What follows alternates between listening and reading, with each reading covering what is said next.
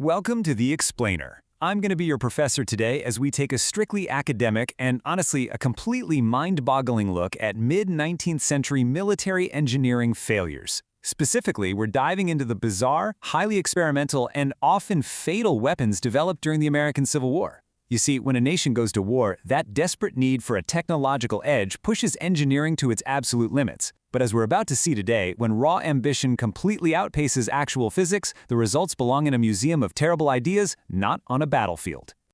Here's our syllabus for the lecture today. First up, flawed physics and friendly fire. Then we'll look at overcomplicating the firearm. After that, desperation and naval blunders. And finally, we'll cover lessons from the scrap heap. All right, let's jump right into Section 1, Flawed Physics and Friendly Fire. Our first case study focuses on what happens when inventors fundamentally misunderstand kinetic energy.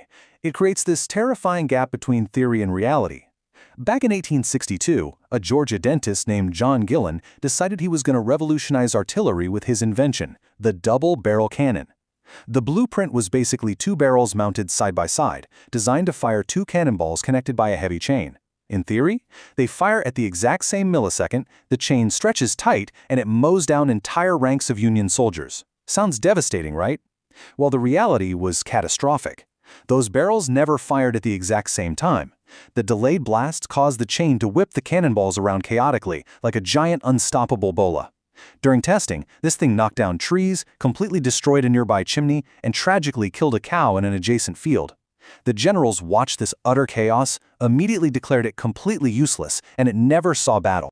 Now, that brings us to another hazard of the era, chain fire.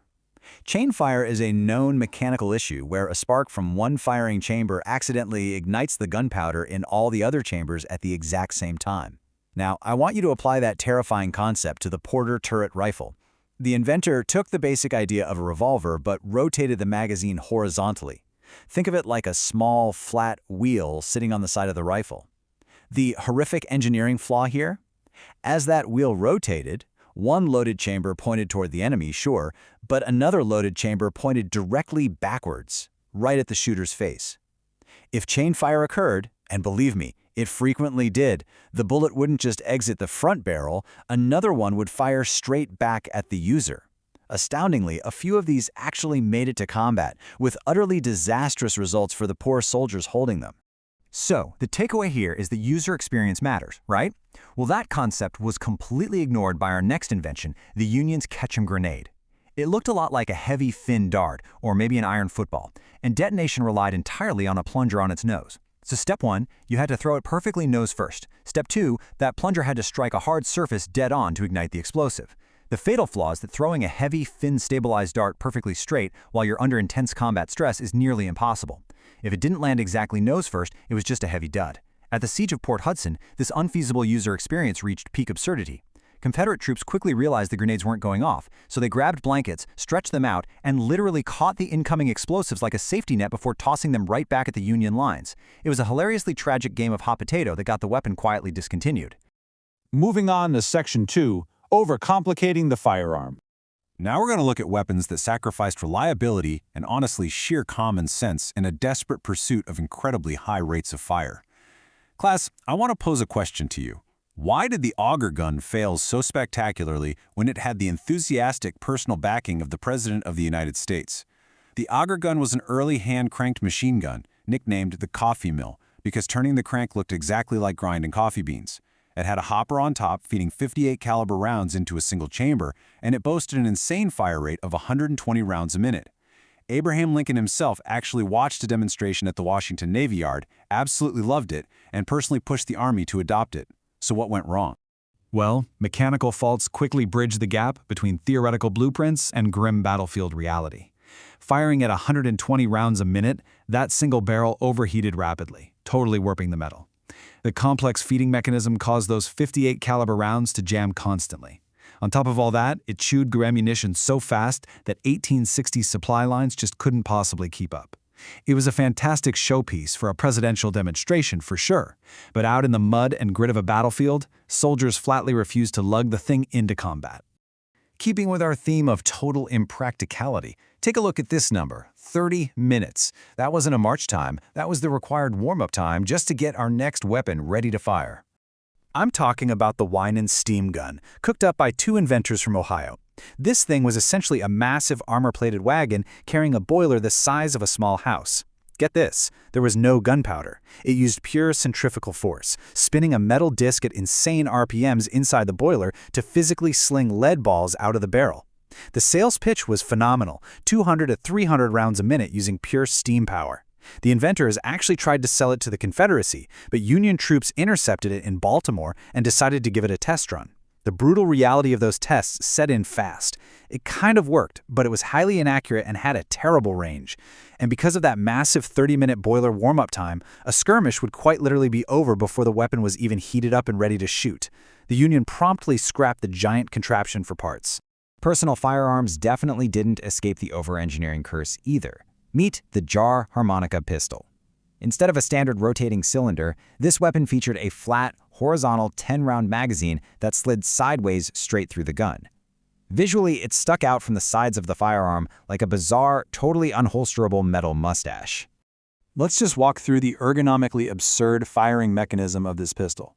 Step 1. You pull the trigger and fire around. Step 2. You have to manually grab that increasingly hot metal magazine and physically push it sideways by exactly one slot to line up your next shot. Step 3. While you're fiddling with this jammed, burning hot horizontal slide, your enemy simply pulls the trigger on their standard issue Colt revolver and ends the fight. It was so painfully slow and prone to jamming that only a few hundred were ever even produced. Let's turn to Section 3, Desperation and Naval Blunders. As this war dragged on, naval blockades and extreme supply shortages forced both sides into asymmetrical warfare. They were basically resurrecting ancient tactics while simultaneously pioneering lethal submersibles. By 1862, the desperation was truly palpable. The South was so dangerously low on rifles that Georgia's governor actually ordered the production of 10,000 pikes. We're talking wooden sticks tipped with spring-loaded steel blades. They literally brought pointy sticks to a gunfight. The battlefield reality? Soldiers predictably threw them in the dirt rather than charge into heavy musket fire. Meanwhile, the North tried to resurrect ancient Byzantine chemical warfare. An inventor named Levi Short claimed he'd reverse-engineered Greek fire and packed it into shells to be fired from a massive cannon nicknamed the Swamp Angel during the Siege of Charleston. The grand result of this terrifying ancient superweapon? It started a fire in exactly one house, which was promptly put out by the residents using a single bucket of water. Confederate General P.G.T. Beauregard actually summed it up flawlessly with this quote, "A mere humbug." It perfectly validates the harsh critique that Levi Short's Greek fire was just a tiny bit of fire and a whole lot of marketing. But hey, not all desperate measures were total failures. Take the truly terrifying Coal Torpedo, conceptualized by Confederate Captain Thomas Edgeworth Courtney. This is widely considered the earliest example of an improvised explosive device, or IED. Courtney took a hollow cast-iron shell, packed it tightly with gunpowder, sealed it up with beeswax, and then coated the whole thing in tar and coal dust so it perfectly resembled a regular lump of coal. Smugglers would sneak these into the coal piles of Union ships. Eventually, a stoker would unknowingly shovel it right into a roaring steam boiler, causing a massive, catastrophic explosion that would destroy the ship. It famously wrecked the steamer Greyhound, very nearly killing Union General Benjamin Butler. The sheer, terrifying brilliance of this device was its camouflage. You see, because 1860s steam boilers were notoriously poorly maintained and prone to exploding all on their own from overpressure, a coal torpedo explosion looked exactly like a mundane, everyday engineering failure. It disguised itself perfectly. Because of that, the true death toll of the coal torpedo is actually completely untraceable in the historical record. Taking things from the surface down beneath the waves, we find the era's very first true submersibles. The Confederacy, completely strangled by naval blockades, built the H.L. Hunley. This was a 40-foot iron tube powered by 8 men physically hand-cranking a propeller, and it was armed with a 135-pound gunpowder charge on a 16-foot spar. It actually succeeded in sinking the USS Housatonic, making it the first submarine to ever sink an enemy warship. But in doing so, it immediately sank itself, killing all 8 crewmen aboard. The Union's response was the USS Alligator, which was incredibly ahead of its time. It featured early air filtration systems and a diver lockout chamber. But as its fate clearly shows, it was highly unstable and sank in a storm off Cape Hatteras before it could fire a single shot. The stark takeaway here is that riding around in an explosive metal tube underwater in the 1860s proved completely disastrous for both sides. All right, let's wrap things up with Section 4, Lessons from the Scrap Heap. Synthesizing all the data from today's lecture, we've got 3 overarching academic takeaways from these fascinating historical anomalies. First, theoretical blueprints rarely survive battlefield reality. A double-barreled cannon looks amazing on paper, right up until the chain whips around and destroys a chimney. Second, mechanical overcomplication inevitably leads to catastrophic failure. Whether we're talking about a 30-minute steam boiler or a sliding horizontal magazine, adding extra moving parts in a muddy, high-stress environment is just a recipe for disaster. And finally, a functional standard-issue weapon will always beat an experimental death trap. War certainly accelerates innovation, but it brutally, and very often fatally, punishes anyone who ignores the rigid laws of physics. So, I want to leave you with this provocative final thought. We look back at things like the double-barrel cannon and the harmonica pistol, and we laugh at the sheer hubris of